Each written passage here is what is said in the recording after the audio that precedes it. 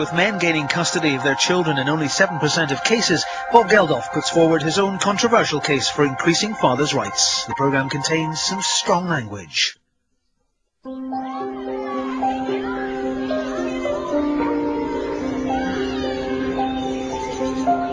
Battersea Park, Sunday lunchtime.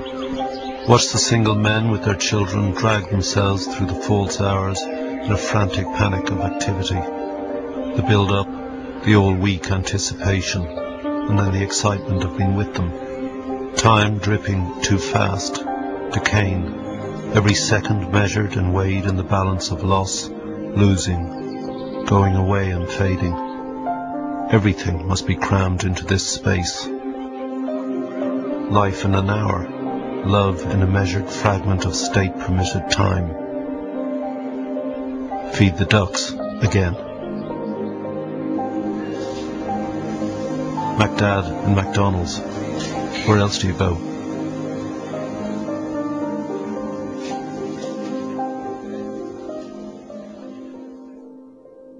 When my wife left me almost 10 years ago now, I was bereft. I had loved her, and now love had gone. And while at the time I didn't understand what was happening, one has to accept it. What bewildered me and made me grief-stricken was that not just she, but my entire family went away from me. So why were my children gone?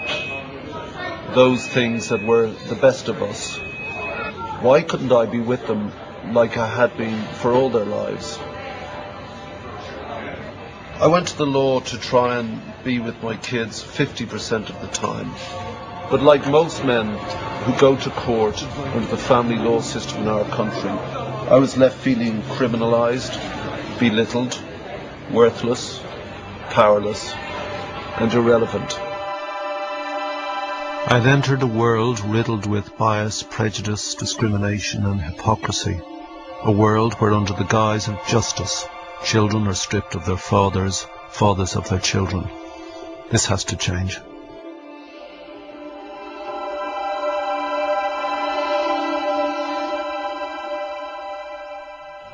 Going into the court, literally opening the door, a well-meaning clerk passed me by and he tapped me on the shoulder. He said, "Good luck, Bob." And I said, "Yeah, thanks, mate." And he said, "Listen, can I give you a bit of advice?" And I said, "Yeah, please." And he said, "Whatever you do, don't say you love your children."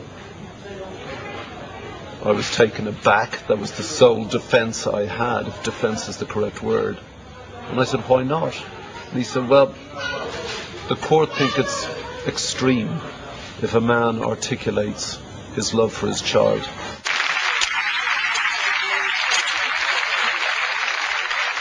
I was on telly one night and I mentioned something about this. Very empty. And what happens to men in this situation isn't right. The law is generally predicated against it. And over the next few months I received what amounted to 70 plastic bin liners full of letters. Now, people have known me for almost 30 years now. And in all my time with the Boomtown Rats or Live Aid or whatever, I had never received that amount of Bob Geldof England type mail.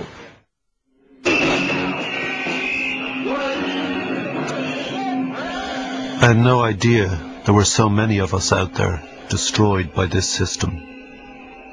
I'd unknowingly struck a chord with tens of thousands of fathers, grandparents, partners, all of them robbed of their children. Quite often drive in the area where I believe she lives, just in case I might see her. But I don't take it any further than that. I'm not even sure I'd recognise her anymore, to be honest.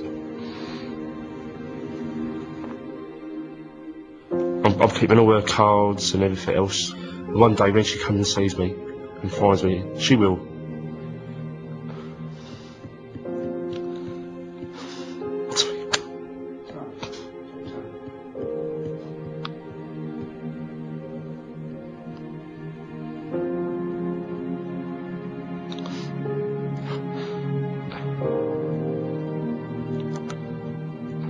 I'm going to say, yeah, what I've done for you. The one thing that I couldn't buy is hearing my granddaughter say, "I love you" now. Couldn't buy it. And it's dreadful, it really is dreadful. But it's the double pain. It's the pain of my son, and it's my granddaughter's pain, and it's our pain. And the whole thing is just pain and hurt. And all the mixed emotions that you go through. It is dreadful. It really is. Every year, what the government calls only 15,000 cases go to the family courts. In just 7% of those cases are men allowed to live with their children. The courts reduce the rest of them to Sunday fathers, dads who can only visit their kids at weekends. And they're the lucky ones. 4 out of 10 fathers lose touch with their children forever. What's going on? Why are we allowing this state-sponsored child abuse? I can't stand all this unnecessary pain. And so long as I think it's useful, I'll keep telling my story, even to the most unlikely of politically influential audiences. He said, whatever you do, don't say you love your children. The courts think it unhealthily extreme if a man articulates his love for his children. This stuff is important to all of us. 1 in 4 of all children now live in one-parent homes. Educational standard amongst children of divorced couples are at an all-time low. Children who grow up without fathers are 5 times more likely to be unemployed and 3 times as likely to get involved in crime.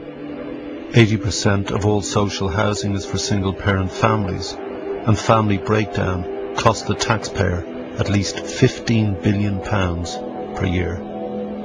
These are the social and economic values of fatherhood. The emotional value is beyond calculation. I'm not a TV presenter, I'm not a journalist, I'm certainly no legal expert, and family law is not my field of expertise, but it is certainly my field of experience. We've all had enough. Fathers take to the streets, they climb cranes and resort to ever more extraordinary means to bring attention to their plight. Even the Prime Minister and Buckingham Palace were targeted. The frustration boils over, and membership of the many support and campaign groups is growing by the day. Why are you doing it? I do it because of a fundamental motivation out of the injustice of my experience at the hands of the family courts, and I'm doing it for my 2 children. I saw all these thoroughly decent, nice guys, love pouring out of them for their children. They'd quite clearly done nothing wrong, and they got involved in this surreal court system, out of which there seemed to be no escape. The injustice is so vile and so contrary to the best interests of the children, which the law suggests that it's supposed to serve, that you just have got to do something about it. It's so unfair what happens to thoroughly decent people that you can't actually stop till the job's done. The root of all this pain, this destruction of the soul, lies in a system hidden behind the high walls of the family courts, which decides the fate of our children. Perversely, in a democratic society, these courts operate in total secrecy. There is no way for us to find out how judges make their decisions. I do think we ought to know what's going on. That is one of my hobby horses. I think the family court is far too secret. But it seems to be this absolute reactionary force, the family courts. Not one will speak to us. Not one will speak to us. Not one. We've asked them all. Not a single member, not out of the services, social services, not out of the experts, not one. This is a nonsense.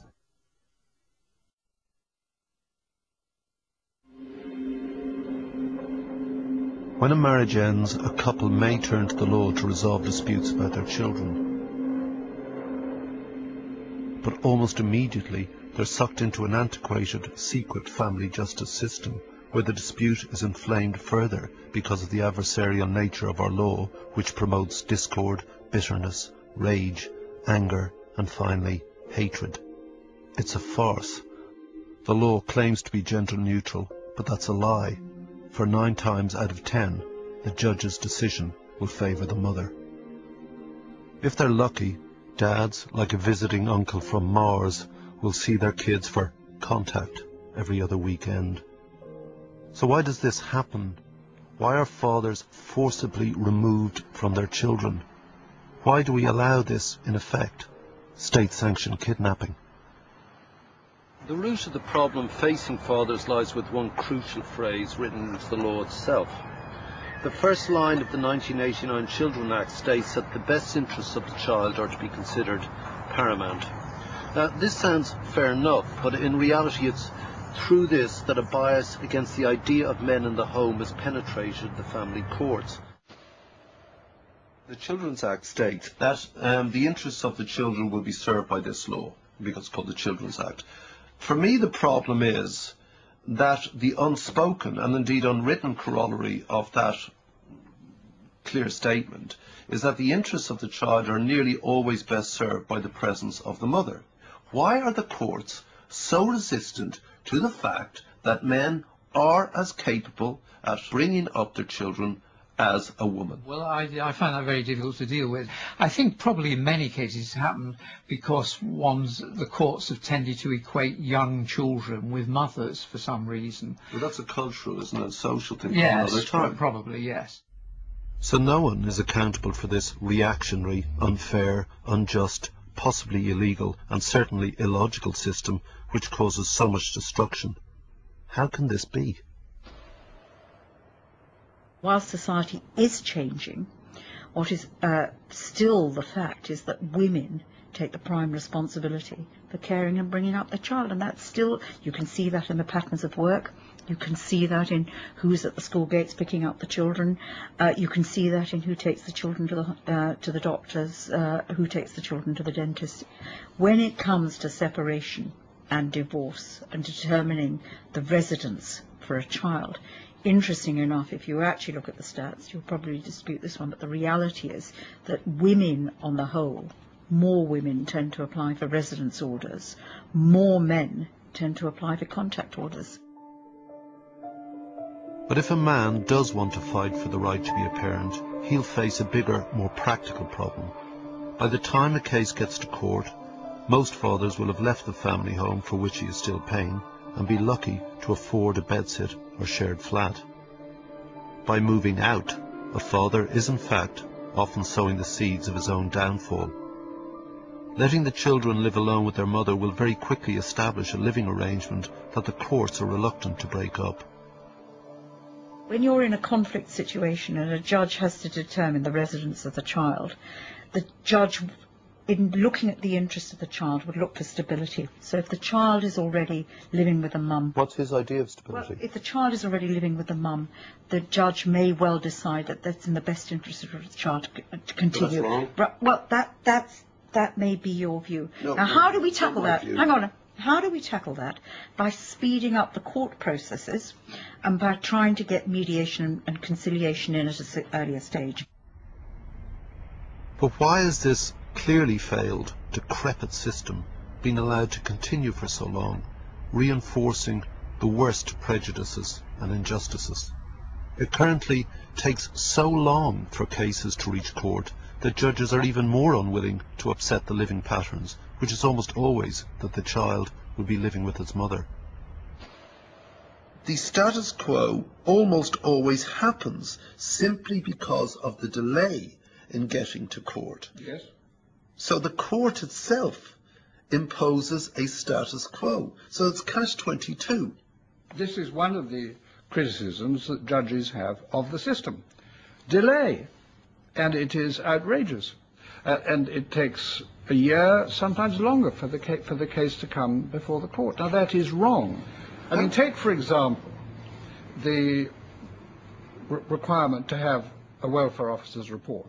The government target is 12 weeks. Now, that's 3 months before you get a report. In fact, it seldom takes 3 months. It usually takes 4 or 5 months. Can you just think? 20 weeks waiting for a report. Once you've set foot outside that former family home, suddenly rights close like doors behind you, and what you thought was a sensible or reasonable or fair move for the children suddenly becomes something that is just pushing you further and further and further. Going through this secret criminalising system is a violent, frightening experience for all concerned. Men are left feeling worthless, belittled, impoverished and embittered. And despite the exhortations of the law, the interests of the child are usually forgotten by the system in the heat of a state-engendered hatred. Nobody's explained this one to me. We're supposed to be acting in the child's best interest, yet we spend tens of thousands of pounds. We inevitably wind up selling the family home to pay legal fees, to fight out in court over the children. How is that in the child's best interest? Who wins? Does mum win? No. Does dad win? No. That's a very strong Does a point. child win? No. Who wins? There's only one type of person wins. That's the legal. But that's a consequence. Why does that happen? It's a consequence of having an unclear law. What judges decide in 93% of all cases that come before them is that the children should live with mum and see dad in a few hours of state-sanctioned time on prescribed days, as though they were an occasional visiting uncle made strange by distance and uncomfortable by unfamiliarity. What happened to me was that not only is the time not enough, but that time is you're controlling the knowledge that they are going away from you in 30 seconds, 29, 25, 26. It's not that, wow, I've got an hour with them. It's that I've only got an hour left. And it's the dripping, the slow, corrosive drip of state-appointed time. And it's the fixed time as well that's really upsetting. One father lived just one street away from the mother, and he saw the mother walking down the street with this little girl, and so she ran to him saying, "Daddy, Daddy, Daddy," and the mother literally pulled the child away from her father in the middle of the street. And that's happened on a number of occasions. Clients tell me this is what's happened, and this, with the child so traumatised, distressed, almost being dragged away from their father, and literally because it's like it's not your contact time. You go to cafes and you look across and you see the man sitting there in the corner with the two kids in the wimpy bar or whatever, and you can just tell that that's that poor sod who's seeing his kids for the weekend, and he's got to take them out somewhere, and he's got to make them happy. And that is the trouble when you're in that situation. You're trying so hard to make them happy that it often doesn't work. You know, you just having the kids and trying to make them happy and trying to give them all the things to do. Sometimes they just want to sit and watch the telly. They and I hate having to cram 2 weeks worth of time into one weekend. I'm absolutely exhausted at the end of it. In many cases, this so-called contact, this disgraceful notion and impertinent language of access between father and child will not involve an overnight stay. After their day out with dad, he's expected to get the children back to the mother's home in time for dinner. The terror of being that 5 minutes late can often mean a lawyer's letter chastising your parenting and threatening further withdrawal of your child. Not only is this heartbreaking, but more importantly, it causes immediate, long-term psychological damage to their children. The evening rituals are really very important emotionally, and being able to participate in getting the child bathed and reading them stories and snuggling them to sleep in bed. Those are really precious moments for a parent and for a child. They're part of the crucial glue that keeps those relationships going. And if you cut a parent out of those really precious moments, you diminish the opportunities to have a rich, deep, warm relationship. This is the thing specifically that almost drove me, properly insane. The smell of my children in the house, tucking them up, going in to just make sure they're all right, kissing them goodnight, bathing, the bedtime story, the cuddles, the hot chocolate. That really almost drove me insane, that had just gone like that. Easter, I remember him staying overnight, and for the first time I tucked him into bed, and this, that, and it was pitiful, really. It really was. I had nothing, and I tucked him into bed, and they went off to sleep, and I just sat there and watched them all night. I just watched them asleep. You know, I hadn't seen this for 6 months. I hadn't been in this part of their life for 6 months. You know, tucking them up into bed and seeing. I mean, my son was 10 by then, but my daughter was only 6. And it was, I just remember sitting there in this squalid little bedsit, looking at them and thinking, you know, wow. The whole issue of how much contact fathers have with their children is bound up with this issue of their intimacy with the children and their keeping in touch as the children grow up. We've looked at a very large sample of families, around 10,000 families, in which we looked at mothers' reports of how well their children were doing after separation. And essentially the story was exactly the same, that the children who saw more of their fathers, who had frequent and regular contact with their fathers, who felt close and involved with their fathers, were doing much better in terms of adjustment. I mean, there's a completely clear, unequivocal pattern of results. So it's in everybody's interest, I think, for fathers to be being a parent, even if they're on their own. What's important is the continuation of the relationship and preserving that stability. So if that is the norm for those children, moving between their dads, their home with their dad, their home with their mum, that is as stable psychologically for them as any other domestic device. Well, and it doesn't have to have been the norm for the children. What's important is that the norm was that they had relationships with both parents. And it's preserving those relationships that's important. And I would argue that that's an issue of children's rights.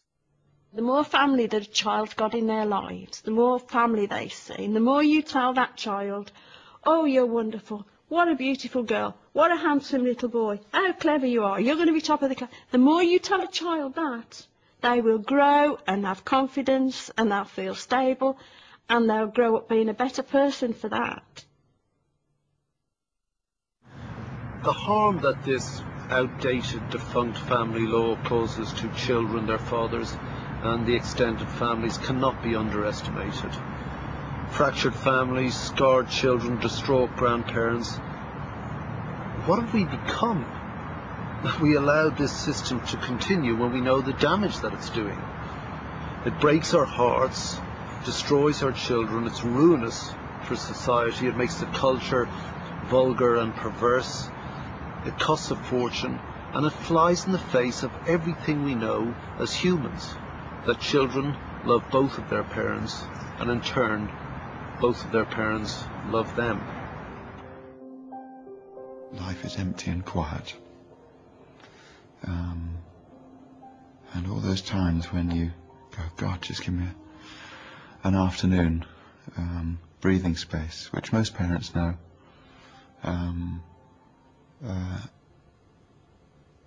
I actually long for the mess and the chaos and all the things that go with it. The family justice system at its best will transform ordinary fathers into visiting MacDads.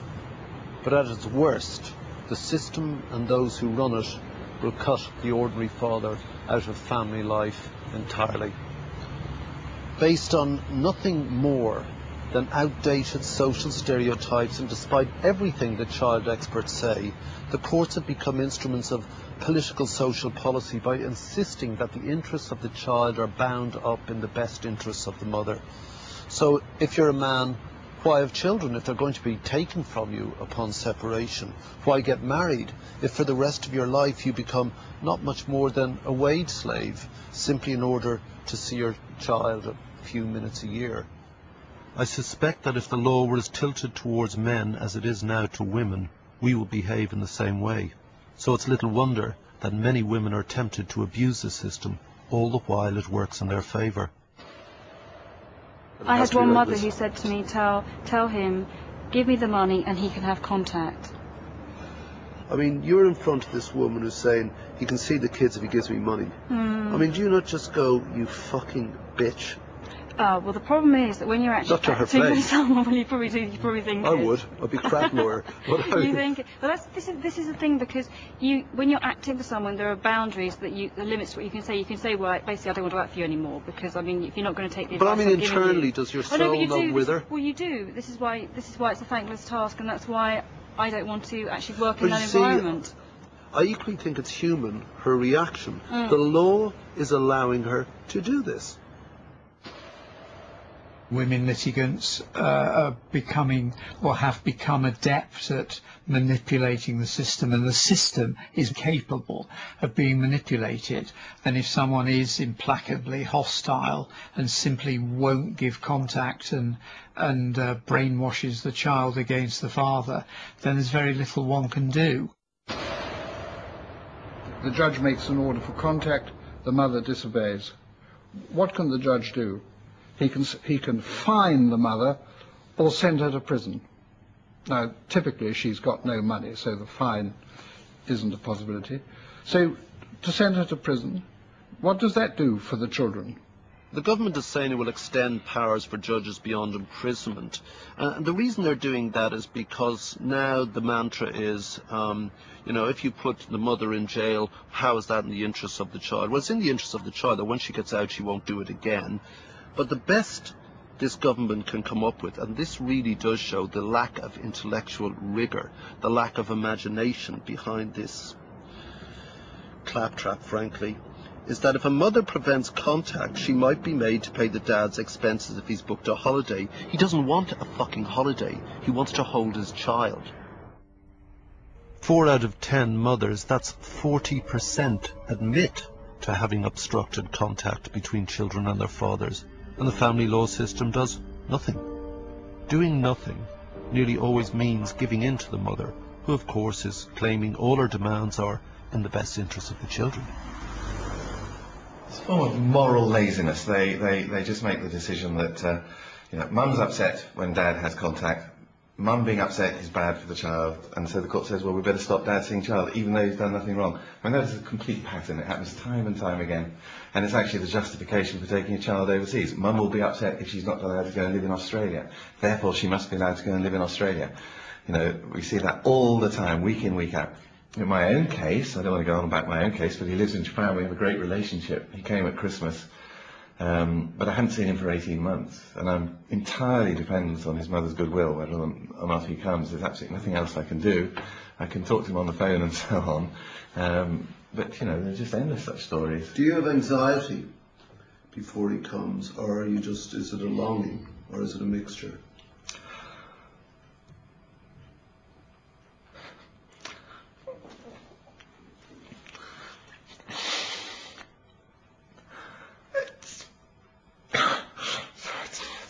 Actually, very hard to describe, actually.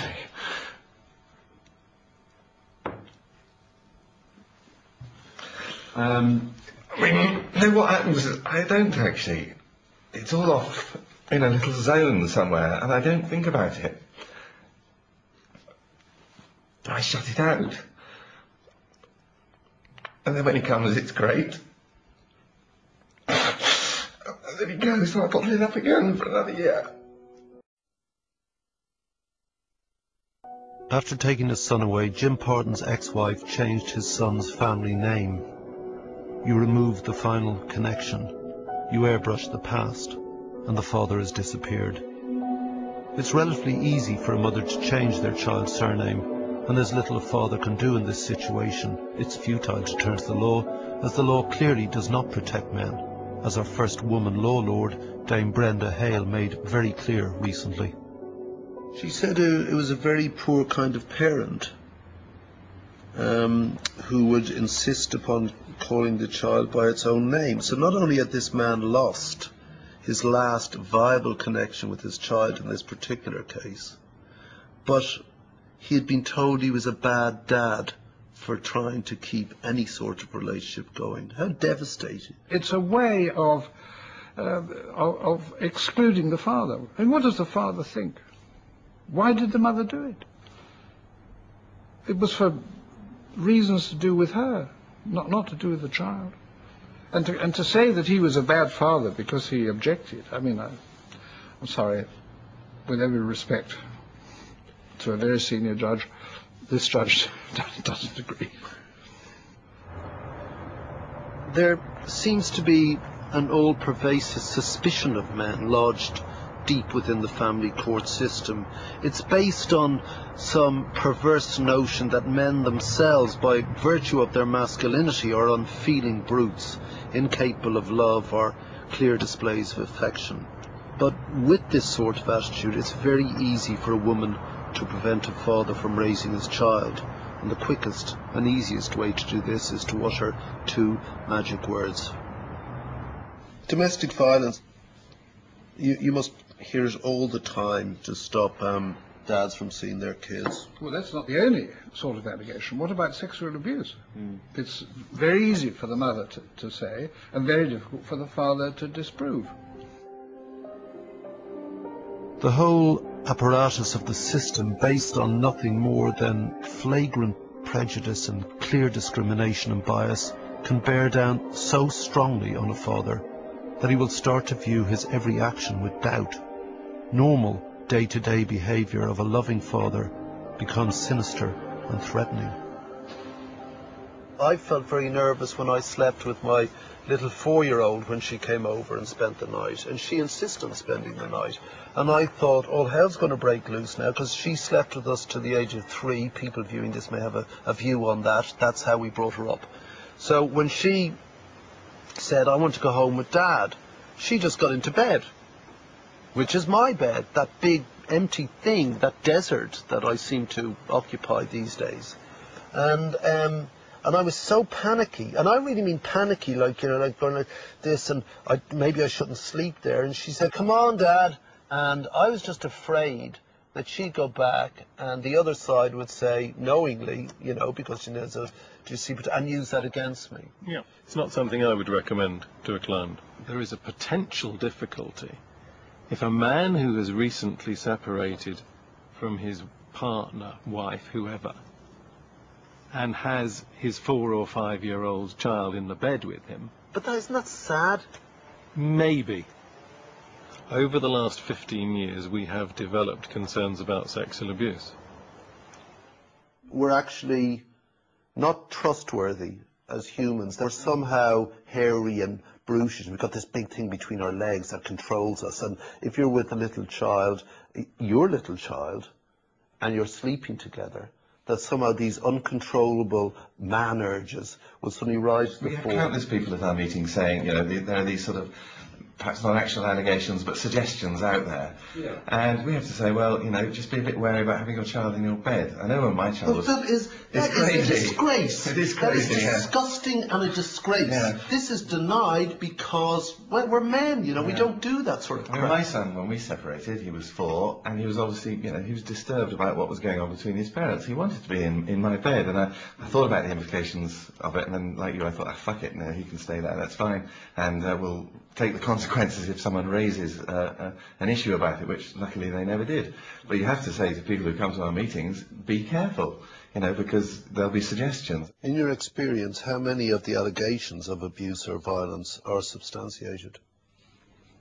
Well, I think that's a very difficult question. I would think probably not a lot. There is a great and terrible perversity that underlines all of this.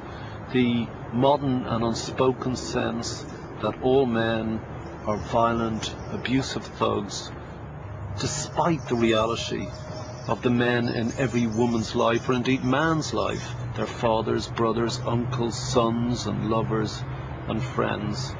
All men with varying degrees of human complexity, pretty much like women in fact, and all not bad people. The argument that you're incapable of bringing up a child because you're male, because you've got testosterone, I kind of hope that's gone away, because observationally it clearly isn't true anymore. But it lingers on in the family courts, and it baffles me, but, you know, fortunately I'm not a lawyer.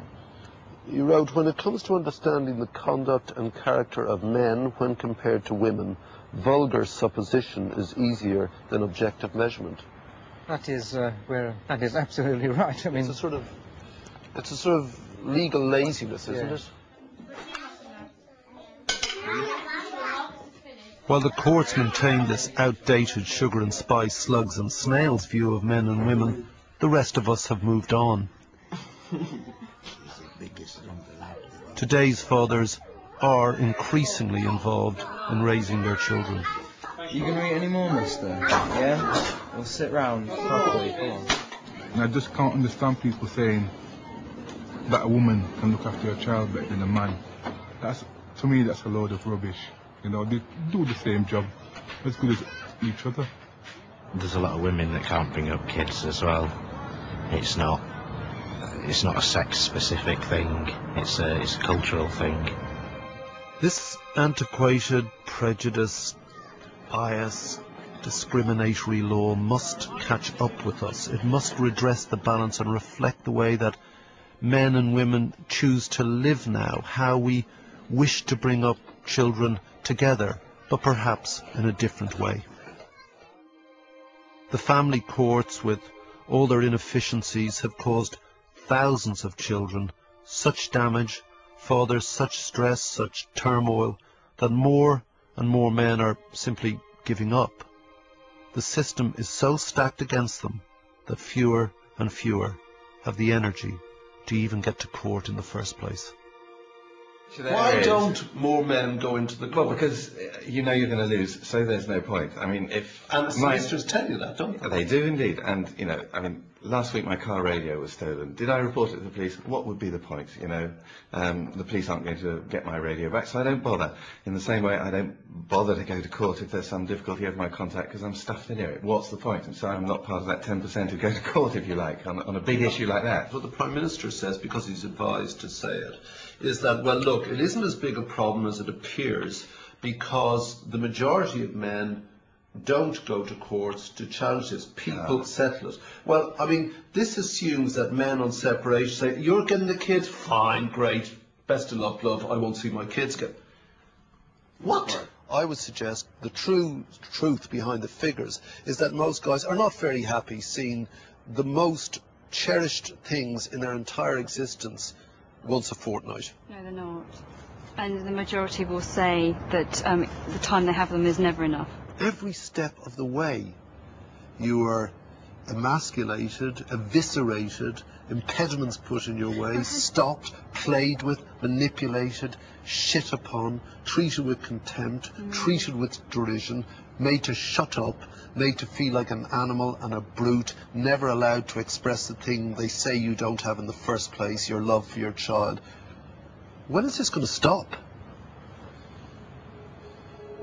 All of it is ludicrous fucking terminology for something that should actually just be about two people looking after their children. And don't keep me away from them, because they don't deserve that. And actually, nor do I. I've done nothing wrong. And most of us haven't done anything wrong.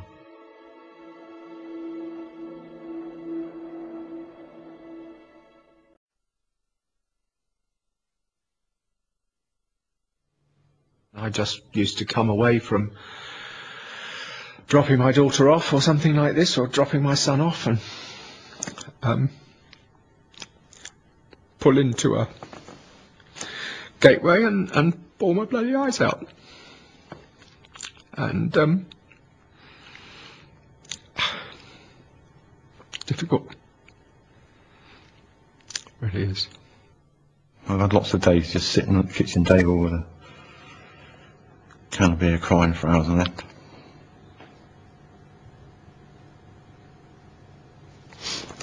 I have to go for a walk, sorry.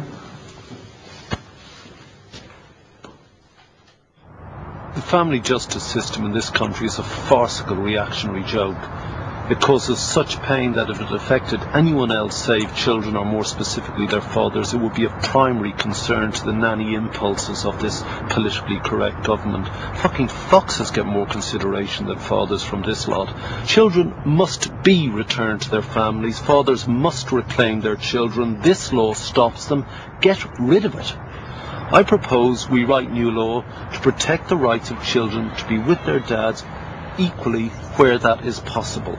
A starting presumption stating that which is self-evident to everyone but the hacks in the family court system, that both parents are of equal value and in the eyes of the child usually equally loved. My suggestion is, and I think we've already gone through this, is that the law should state that where possible they are, and the end result is they will be with each parent 50% of the time, unless they otherwise choose themselves. I don't have a problem with that. So you and I would draft a law which said, unless the circumstances indicate otherwise, the starting point is equal division of time. I think it's fairer. I think it would be much more sensible. I think it would take a lot of the heat out of the situation. I think it would put people on a much more even footing. And also then they would think very carefully about what they're doing when they do split. Because at the moment it's too easy. And the trauma that's caused by the current system is just appalling. I think it would help enormously. This summer, the government published its proposals in the form of a green paper, a consultation document that may eventually become law. There are plans to encourage mediation, speed up the court process and provide contact centres. And though this may have some marginal benefit, the reality of this paper is that bureaucrats have listened to other bureaucrats' complaints of an overwhelmed system. As ever, people have been ignored. They refuse point blank to even consider allowing fathers to be with their children for 50% of the time, wherever that's possible.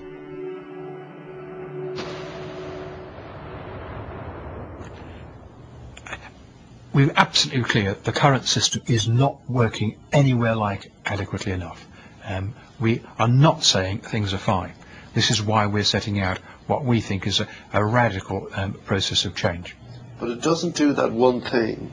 It doesn't say, and it needs to be said, upon separation the children will be with both parents equally 50% of the time where possible. Nothing wrong with that at all. What we don't want to do, though, is to say that that's what everybody should be doing. Why the hell should the state be saying every child should be spending 50% of its time with one parent and 50% of another? I don't expect that to happen. I expect it to happen extremely rarely. It's neutralising the negotiating position. It is, yes, and it's the backstop. You see, my problem with this is that you're putting people in the state's maw for the rest of their life. You're putting them in the system like criminals. And everything we've talked about are systems of the state. You know, there's this, then you have to report to judges who can then call you in and have you referred, and then there's welfare officers and mediators examining you to find you wired, that sort of person.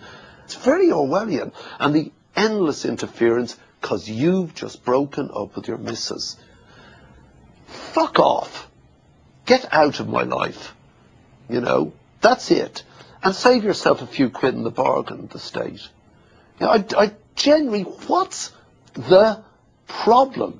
What we believe the law says currently, and what we'll be saying again and again, is that we want the way in which parents behave and the way in which the law is worked out in practice to reflect cooperative parenting.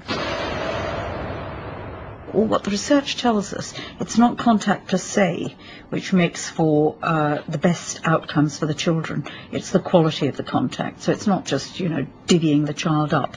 The idea that we can have a one-size-fits-all won't work. No, I won't let you get away with that because I keep hearing that from you guys. It's not a one-size-fits-all. I keep explaining that 50-50 is that is, we desire that to be the end result, that the children are raised, brought up by both parents equally contributing to the well-being of this child. Your way of doing it won't achieve your objective.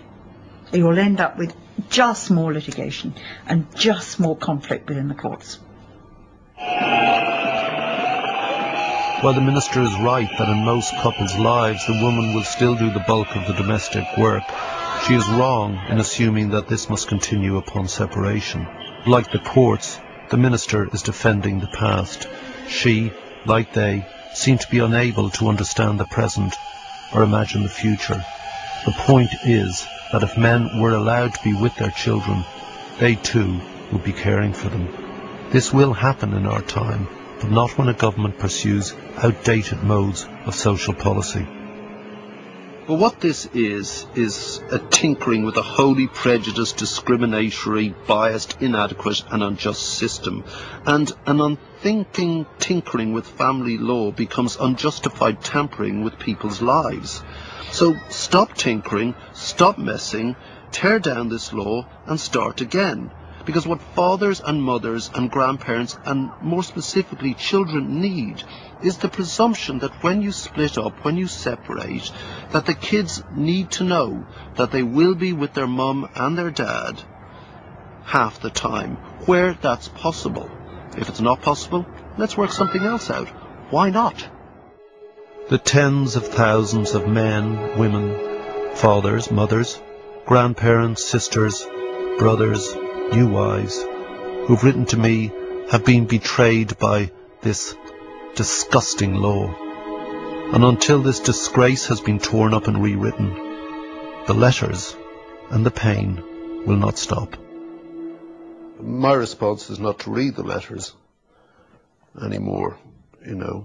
Once you identify with the first dozen, and then you realise the next dozen are worse, and then it goes on being worse and worse. I edit the magazine so I hear their stories and write them up in as dispassionate a manner as I can. But when it comes to my own sort of sadness, it's actually, I mean, 99% of the time you kind of wouldn't know, I think. And then just suddenly, from nowhere, you know, perhaps it's the intensity of this discussion we've been having, you know, suddenly hits you. Well, you have to suppress it, don't you? I mean, the only way you can survive, because otherwise you'd be a basket case. You have to suppress it somewhere. Denial, yeah. And that's why I say cruel and inhuman. Yeah. They don't know what they're doing when these judges are making the decisions that they're making. They just don't know what they're doing to people. In the end, I did end up with the children 50% of the time. It worked okay. It probably would have gone on to be fine, except, of course, in our particular case, there were finally the tragic circumstances of Paula's death. But I'm fine now. The kids are fine. But I and they will never forgive what this state, through this law, did to us, to ruin our family even further than our own self-inflicted damage. What has to happen is that men must be allowed their dignity. They must be allowed to be with their children. So let's repeat what the feminists did in the 60s. They made the personal political, and there is nothing more personal than being with your children. The law is profoundly flawed.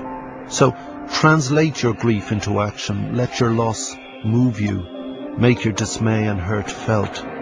Literally demonstrate your love for your children so that even if they cannot see you, they can see you love them. What choice do they leave you? Speak your unsayable pain and articulate the real love that dare not speak its name, that of a father for his children, and no law should stand that serves to stifle this.